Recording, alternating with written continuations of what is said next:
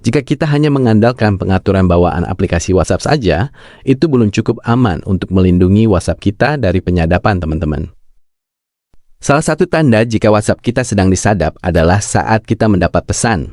Pesan tersebut sudah terbaca padahal kita belum membacanya, atau banyak panggilan WhatsApp dari nomor yang tidak kita kenal. Di video kali ini, saya akan memberitahu kalian bagaimana cara mengetahui jika WhatsApp kita sudah disadap dan pengaturan apa saja yang diperlukan untuk melindungi WhatsApp kita agar tidak disadap. Langkah pertama, kita langsung saja masuk ke WhatsApp.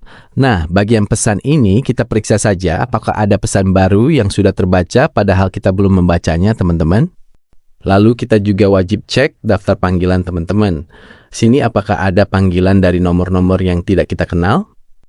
Untuk setelan pengamannya, kita langsung saja tekan titik 3 di pojok kanan atas. Lalu kita pilih yang perangkat tertaut. Di sini kita lihat apakah ada nomor atau perangkat seperti nomor handphone, Windows, Mac, dan sebuah web tidak kita kenal yang terhubung dengan WhatsApp kita. Itu bisa jadi adalah orang yang sedang menyadap WhatsApp kita. Jika ada, kita langsung log out saja.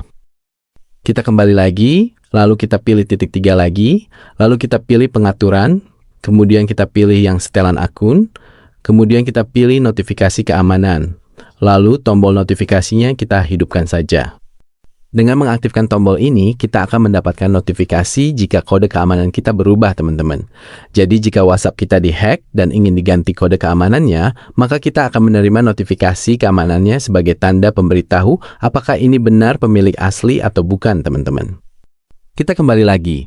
Agar lebih aman lagi, kita aktifkan saja verifikasi 2 langkah, teman-teman. Dengan mengaktifkan verifikasi 2 langkah, kita sudah meningkatkan keamanan tambahan untuk aplikasi WhatsApp kita.